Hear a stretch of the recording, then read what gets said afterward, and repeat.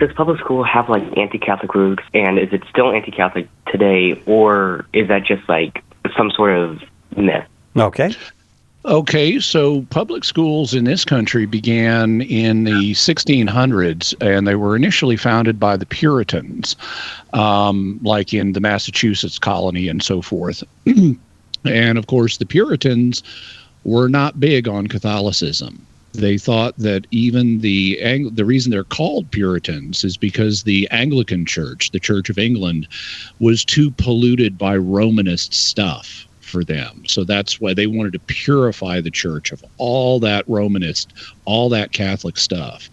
And so, those churches had a distinct anti-Catholic bent to them.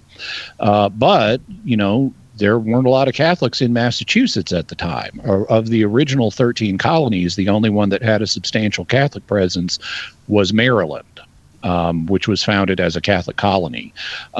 Massachusetts was not a Catholic colony. Then public schools kind of went in and out of fashion in different places. For a while, they were not universal the way they are now. They weren't just everywhere.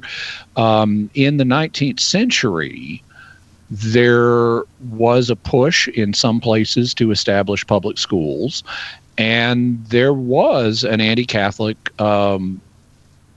tenor to them. Catholics who had set up their own schools were regarded as being un-American.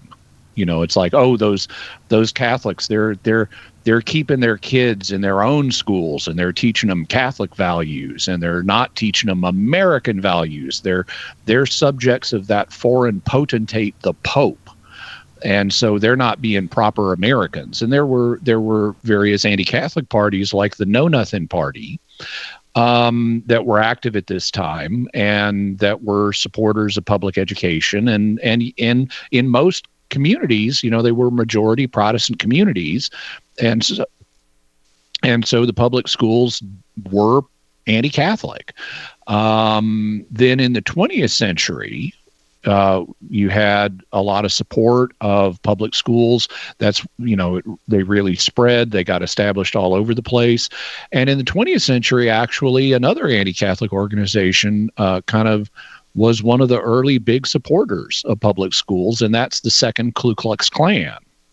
So the Ku Klux Klan was, promoting public schools as the proper way to inculcate American values into children, not Catholic schools, and make them good Americans and de-Catholicize them and their values. So, this is an aspect of public school history. They have in America historically been anti-Catholic. These days, they're not so much anti-Catholic as anti-Christian, because of a fundamental misinterpretation of the First Amendment. The First Amendment of the Constitution says that there shall not be any prohibition, there shall not be a government establishment of religion. And what that originally meant is there's not going to be an established church. It's not like we're going to have a Church of England. We're not going to have a Church of America that's the official American church. That's what the Establishment Clause in the Constitution means. But in the 20th century, it got dramatically reinterpreted to mean, oh, the government can't say anything about religion one way or another under any circumstances. And that's never what the Establishment Clause meant. And this idea that there's supposed to be a separation of church and state, that's actually something that that's not even found in the Constitution. That's found in a letter by Thomas Jefferson.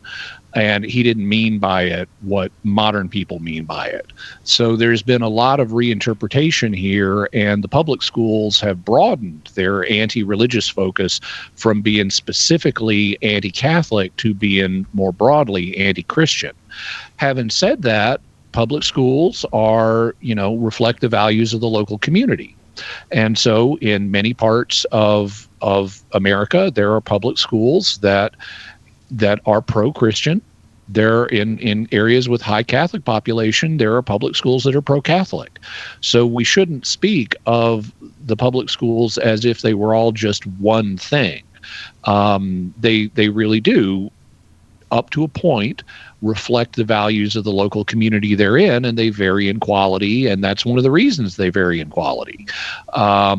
So yes, public schools do have an anti-Catholic element in their origins and in their popularization, and in some places they still have that, but in other places they don't. So we have to take it kind of on a case-by-case basis.